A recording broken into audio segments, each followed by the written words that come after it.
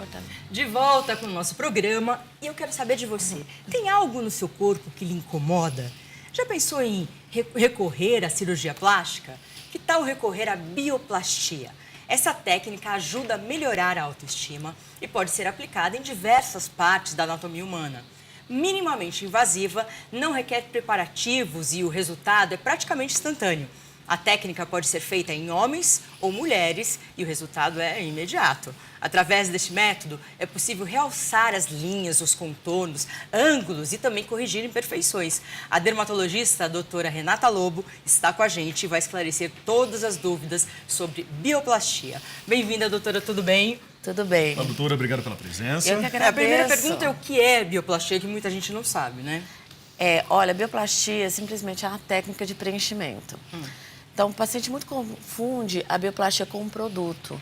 Na verdade, a bioplastia é a técnica de fazer um procedimento com anestesia local, em consultório, onde a técnica é feita com uma perfuraçãozinha de uma agulha e você vai introduzir uma cânula. Então, todo o preenchimento é feito com a cânula, que não é cortante nem perfurante. Então, aquela ideia que o paciente acha que fazer um preenchimento com a agulha, não é com a agulha, é com a cânula. E qual material que é usado? Olha, entre os preenchimentos, a gente tem os preenchimentos com temporários e os preenchimentos definitivos. Aí você vai falar, entre os temporários, a gente tem ácidos hialurônico, que é uma coisa muito frequente usada, né? Para sulcos, rugas finas. E chega até os preenchimentos mais definitivos, igual o polimetilmetacrilato, que é o conhecido PMMA, tá? Onde a gente pode fazer preenchimentos mais profundos, igual você falou, para melhorar ângulos, que a gente faz verdadeiras transformações Tem a no ver rosto. com Botox? Não, não tem nada a ver com Botox. Nada, é outro material, é totalmente diferente. Na verdade, o Botox é uma substância aplicada para relaxar a musculatura. Então, exemplo, quando o paciente faz um Botox na testa, ele quer o quê? Relaxar a musculatura da testa, onde ela não vai contrair mais e vai perder aquelas linhas da testa, né? Igualmente para os pés de galinha. Aplica nos pés de galinha, vai relaxar a musculatura e não dobra o pé de galinha. Então, ele relaxa a musculatura. A bioplastia é uma técnica de preencher, então a gente vai pensar em volume, que a gente vai dar volumes para várias áreas do rosto, né? Então, Renata, fala pra gente quais são essas áreas do rosto onde a bioplastia é mais utilizada hoje. Olha, o pedido, né, número 1 no consultório, eu vou falar assim, que são os preenchimentos de sulco nasogeniano. Aquilo que o paciente conhece como bigode chinês, né, que é São muito essas pedido marcas no que acabam consultório. com o tempo ficando... É isso? Isso em todas as idades é pedido, assim, pacientes muito jovens, às vezes na faixa etária de 20 anos, até 50, 80 anos, está pedindo um sulco. E outras coisas que a gente vê no consultório, é o paciente quando vai perdendo, com a idade, ele vai perdendo gordura e vai complementando algumas coisas que ele perdeu com a idade. O paciente perde gordura da maçã do rosto, ele faz um preenchimento nessa região, né? Então é conhecido como preenchimento de maçã de rosto.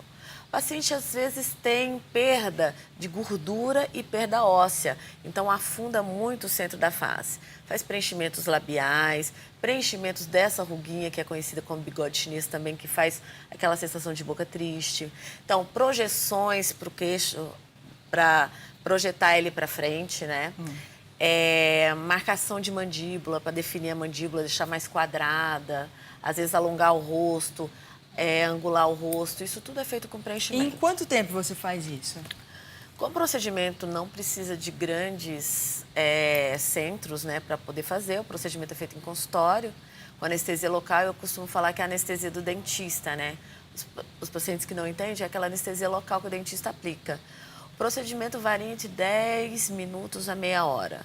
Exemplo, no consultório a gente chega a fazer um nariz com o paciente acordado, com anestesia local, e o resultado está pronto em 10 minutos. A Maria Cândida falou do Botox. O Botox, com o tempo, acredito, tem que refazer, não é depois isso? de uns 6 meses, a história mais ou é menos, essa. A bioplastia, a história é a mesma? Ela tem uma durabilidade? Eu estava te falando dos tratamentos temporários, né? Os preenchimentos temporários, eles duram de 6 meses a 2 anos e eles são absorvidos pelo corpo. Aí nós temos os materiais mais definitivos, né? Igual o polimetilmetacrilato, o poliuretano. Então, essas substâncias são designadas definitivas. Por mais que você vai perder gordura com a idade, osso, afundar de novo o sulco, ele vai estar lá para o resto da vida. E tudo isso é aprovado pela Anvisa, né? Todos esses preenchimentos aqui no Brasil são aprovados pela Anvisa, tem vigilância sanitária, são procedimentos que são reconhecidos mundialmente, tá? O Brasil está num ranking muito bom de cirurgia plástica, de tratamento estético.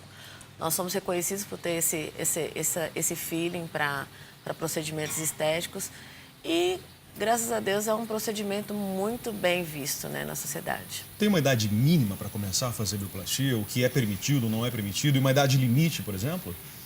Assim, a gente tenta fazer uma boa avaliação do paciente. Não quero fazer uma apologia que os pacientes muito jovens, de 15 anos, vai fazer procedimentos, né? Às vezes, a bioplastia também não é só para um tratamento estético, é para uma deformidade. Então, às vezes, o paciente tem perda de osso, perda de gorduras importantes, cicatrizes Até grandes. como um acidente. Então, assim, quando é julgado necessário, às vezes por um bem maior, a idade fica um pouco para critério do médico, tá? Não é para fazer um procedimento estético em pacientes muito jovens, porque até ele vai ter uma mudança facial, vai ter, né, mudança de estruturas da face. Então, não acho muito legal começar muito cedo para tratamento estético. Agora, para tratamento de malformações, eu acho interessante e evita muito transtorno desses pacientes, né? Além do rosto, onde mais é aplicado a bioplastia? Agora, falando do corpo por inteiro. Falando em volume, que a bioplastia é para colocar volume, né? Falando de bioplastia, a gente tem que pensar nas grandes áreas, né? Que o pessoal adora preencher. Então, o boom do mercado é o glúteo. Todo mundo adora fazer preenchimento de glúteo, manter o bumbum, né, cheinho, redondo. Então, assim, é uma opção para alguns pacientes fazer preenchimento do glúteo ao invés da prótese, né, de silicone. Qual que é a diferença entre a prótese e a bioplastia? Os benefícios entre um e outro? Eu acredito que durante a avaliação médica, o médico vai, né, ter a indicação dele se é prótese ou se é preenchimento. Pacientes que têm o glúteo com a boa atrofia muscular, não tenha muita gordura e tenha um glúteo bem pequeno, às vezes usar um pouco volume vai arredondar esse glúteo e ele fica satisfeito. Então, é uma indicação muito legal o preenchimento. Por quê? Não é um procedimento cirúrgico, como eu te falei, é um procedimento feito em consultório, né? Não se usa grandes volumes de material. Agora, quando o paciente precisa de um volume mais, levantar mais o glúteo, tem mais flacidez, mais gordura, às vezes a gente precisa de um volume maior para levantar toda essa estrutura. E aí a gente opta pela prótese silicone, que já é um procedimento cirúrgico, tá? O paciente vai para o centro cirúrgico fazer a cirurgia e tem todo os cuidados pré e pós-operatórios de um paciente de prótese de silicone. E outras partes do corpo, tem? Olha, a gente fica muito na dúvida, assim, que, na minha opinião, né, fazer glúteo é uma coisa legal. Agora, na mama, por exemplo, na mama masculina, na mama feminina, a gente tem ótimas opções, né? A prótese de silicone masculina, nós temos a prótese de silicone, é um procedimento cirúrgico também, mas é uma cirurgia pequena, não tem grandes esfoliações, perdas de sangue, e o resultado fica bonito. E já vem naquele formato e no tamanho adequado para cada paciente. E a prótese de mama também, por ter assim, um alto índice de câncer de mama, de lesões em mama, a gente sempre opta pela prótese. É um procedimento seguro, muito conhecido, fácil de acompanhar durante os anos, é bem visto pelos métodos de diagnóstico, como ultrassom, mamografia. A gente já sabe que a prótese ou está atrás do músculo, ou está na frente, ou está atrás da glândula. Então, é fácil detectar lesões. Então, isso é muito importante. Eu acho que é uma técnica bem utilizada agora, é prótese de mama. Você já fez bioplastia? Em mim? Olha o segredo. Vamos lá, Renata. Eu acho que a mulher sempre tende a fazer aquelas pequenas correções, né? Às vezes acentuar um lábio, às vezes acentuar uma ponta de nariz, preencher um pouquinho de sulco. Eu acho que com a idade a gente vai perdendo gorduras do rosto, que depois a gente tende a acentuar. Eu falo que é acentuar os pontos de beleza, né? Não precisa fazer grandes preenchimentos, grandes coisas, Mas aquela mulher que está na fase dos 30, 35, que eu já passei dessa fase, então, assim, aquela mulher que está entre os 30 e 35, está perdendo gordura do rosto, eu falo que é repor o que ela perdeu com a idade. Que às vezes é um pouquinho de gordura, às vezes um pouquinho de massa óssea, né? Quando a gente é muito jovenzinho, a gente tem aquele rosto arredondado, né? Bem cheinho, e com a idade, às vezes, vai perdendo, né? Então, eu faço pequenas correções, assim, eu nem vou falar o que é. Renata, a bioplastia tem contraindicação? Alguém pode apresentar uma rejeição ao produto? Bem, assim, o produto, biologicamente, né, o estudo dele diz que ele é compatível a qualquer ser humano. Quimicamente, ele é inerte, ele não tem interação química com outras substâncias, né? Então, é uma medicação segura para ser usada. Então, assim, as complicações de preenchimentos, elas estão dentro dos procedimentos cirúrgicos, igual infecção, dor, calor, hematoma, que eu acho que nenhuma complicação, é a evolução do procedimento, né? Então, pode ficar hematoma, ficar dor, calor, rubor. Então, mas são procedimentos muito pequenos, são fáceis de controlar isso. É uma complicação muito grave, assim, é muito difícil de acontecer, tá? Tem uma margem de insucesso muito pequeno, que a gente nem vê no mercado. Quando vê, aparece um boom, acontece no mundo inteiro, todo mundo fica sabendo, porque é muito difícil acontecer. A gente vê muito aqueles lábios, os lábios preenchidos darem errado. Faz um tempo atrás, acho que uns 2, 3 ou 4 anos. E isso modificou ou eram as pessoas mesmo que não sabiam fazer? Eu acho que modificou. Eu acho que as pessoas são muito suscetíveis aos modismos, né? Então, tem aquela época de mama grande, que todo mundo adora um seio grande. Depois tem aquela época que todo mundo quer ter um seio pequeno, quer ser fininha, outras de serem grandes. Então, eu acho que o Brasil passou por aquela fase do lábio grande. Então, cada um queria concorrer com a outra para ficar o lábio maior. Eu acho que já está mudando um pouquinho essa consciência. Hoje, no consultório, os pacientes não pedem um lábio tão grande, tá? Eles não têm essa expectativa de ter um lábio maior do que da outra pessoa que viu na televisão. Então, eles querem um resultado natural, que ninguém consiga ver, né? Que as pessoas percebam que eles estão bem, que estão bonitos, mas que não consigam identificar realmente qual foi o procedimento que eles fizeram. Tem limite? De repente o paciente chega lá no consultório, olha, eu quero fazer isso, aquilo, transformar. Aí você percebe que, na verdade, o paciente quer mudar de face completamente. Você chega a alertar o paciente em relação a esse problema? Eu chego a alertar porque vai até um limite de normalidade. Então, às vezes, quando o paciente está buscando uma coisa que ele não vai conseguir, então eu acho que é o meu dever, né, como agente de saúde, defendendo a saúde daquela pessoa, defendendo a integridade física dele, de avisar que o procedimento não pode ser feito, que ele não vai chegar naquela expectativa. Eu acho que é importante o profissional chegar a avisar o paciente. Como que é o pós-procedimento? Depois que você realizou a bioplastia, a recuperação é muito demorada? Olha, os preenchimentos são feitos no consultório e não tem corte. Como eu te falei, são feitos com a incisãozinha de uma agulha, né? A cânula vai passar, ela não é cortante nem perfurante, e a incisãozinha é de uma agulha. Como não tem corte, então eu falo que não tem pós-operatório, porque ninguém está cortado. Mas, lógico que se precisa ter um cuidado. Um cuidado de quê? O paciente vai estar com um pouquinho de dor, vai estar edemaciado, então colocar gelo, tomar um analgésico. O inchaço é natural? Acontece um inchaço? Acontece. E, por um lado, ele é até bom. Vou te explicar por quê. Porque quando a gente faz um preenchimento, aquele corpo estranho, ele vai fazer uma reação inflamatória local, que vai acontecer o inchaço, o edema. Isso cai na cadeia do colágeno. A reação inflamatória, ela também passa pela cadeia do colágeno. Então, nessa fase, a produção de colágeno é muito grande. Então, às vezes, o paciente usa um preenchimento temporário que seja, mas com o passar do tempo, o preenchimento acaba e o paciente ainda tem uma sensação de que está cheinho, porque o organismo conseguiu produzir um colágeno e preencher sozinho aquela cavidade. Então, assim, eu acho normal ter o edema, tá? O hematoma também é esperado de 7 a 10 dias. Pacientes jovens geralmente não fazem hematoma. tá? 95% dos meus pacientes não tem hematoma. Mas quando tem, também é esperado, né? Um hematoma vai absorver de 7 a 10 dias. E não são grandes hematomas, são hematomas superficiais, que o paciente consegue tratar em casa. E é muito caro?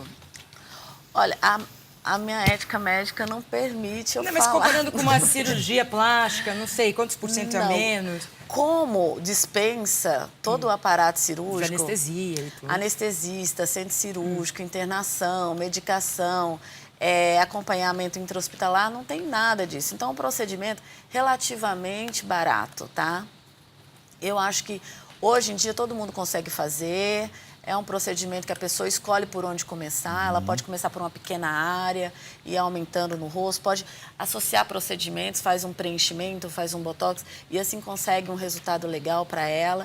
Pode começar do jeito que ela quer, com pequenas áreas, né? E eu acho que é econômico, sim. Agora, Renata, quem mais tem procurado esse tipo de procedimento? Os homens ou as mulheres? Hoje, sim. Eu não vou falar que é metade, que as mulheres sempre dominam o consultório, né? Ainda estão na dianteira. Ainda estão na dianteira.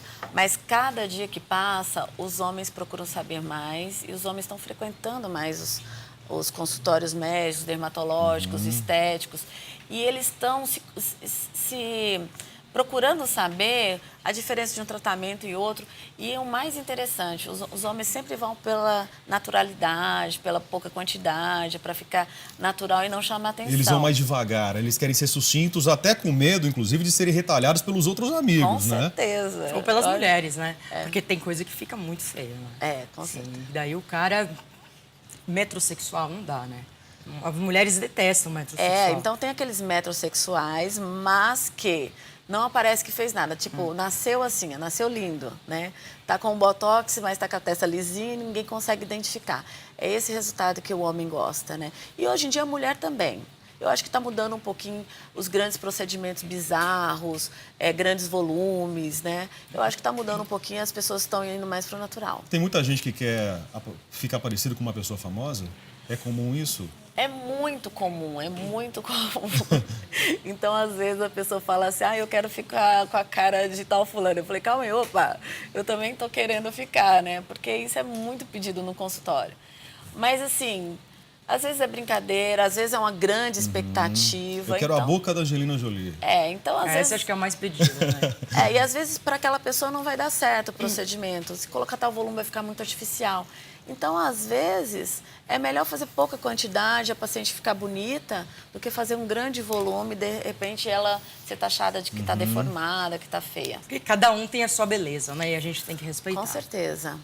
Bom, Renata, vamos agradecer a tua presença. Eu que Obrigado agradeço a pelos oportunidade. esclarecimentos. Se dúvidas ficaram, tudoposso@redefamilia.com.br. Só escrever pra gente. A gente caminha todas as perguntas, os questionamentos para Renata e você vai ficar por dentro ainda mais do assunto bioplastia. Renata, sucesso, parabéns pelo seu trabalho. A produção me falou que você é referência no assunto, hein? Gostei eu muito. gosto. Obrigado. Obrigada, Renata. Volte sempre, tá? Esclarecendo as nossas dúvidas. De repente, trazendo um paciente, fazendo a hora. É não um sei, prazer alguma estar coisa. aqui esclarecendo isso ao seu público, viu, Maria Fernanda? Obrigada. Bom, gente, se vocês quiserem ver a entrevista de novo, você entra no facebook.com/programa Tudo Posso. Lá, todos os dias, a gente coloca as entrevistas, tudo que é falado aqui, a gente tem lá dividido em vários blocos. Então, você pode achar, às vezes é um pouco difícil de achar, mas, no fundo, você vai conseguir achar e esclarecer a sua dúvida. Rafael. Ainda falando de saúde, de beleza, tem notícias chegando aqui. A dieta e o emagrecimento, historicamente vinculados à melhora na saúde dos obesos, não são as únicas formas de impedir doenças e problemas funcionais do organismo. Isso, segundo uma pesquisa de doutorado defendida na Faculdade de Educação Física da Unicamp, no interior de São Paulo, em Campinas. Essa tese comprovou melhora na saúde de 24 voluntários que têm entre 40 e 60 anos e apresentam obesidade grau 1, a partir de exercícios combinados e sem redução do peso ou mudança de hábitos alimentares. Durante 6 meses, todos os 24 voluntários praticaram 1 hora de exercícios combinados, que incluíram 30 minutos de caminhada ou corrida e outra meia hora de musculação. Isso 3 vezes por semana. Após o período de 6 meses de exercícios, os resultados obtidos pela pesquisa demonstraram que houve melhora na capacidade aeróbica e na força dos voluntários, além de diminuição do risco de doenças cardiovasculares. Fica a dica, então. E o médico que recebeu o tratamento para ebola em um hospital de Nova York está acordado e falando com a família e amigos, isso por meio de um celular. O médico Craig Spencer, um nova-iorquino de 33 anos, que trabalhou recentemente com pacientes de ebola na África Ocidental, não possuía a temperatura elevada antes da manhã do último final de semana. E o prefeito de Nova York disse na sexta-feira que as autoridades de saúde estão rastreando os passos dados por Spencer e afirmou que os nova-iorquinos não devem se preocupar e devem manter suas rotinas normais. Spencer foi colocado em quarentena no hospital na última quinta-feira, 6 dias depois de retornar de Guiné, voltando a despertar o nervosismo da população norte-americana sobre a transmissão do vírus ebola. A gente vai para um rápido intervalo, na sequência tem a nossa culinária e hoje com a presença de Augusta Nani, que vai fazer para a gente um brownie na marmita. Daqui a pouquinho você não pode perder, estou esperando aqui.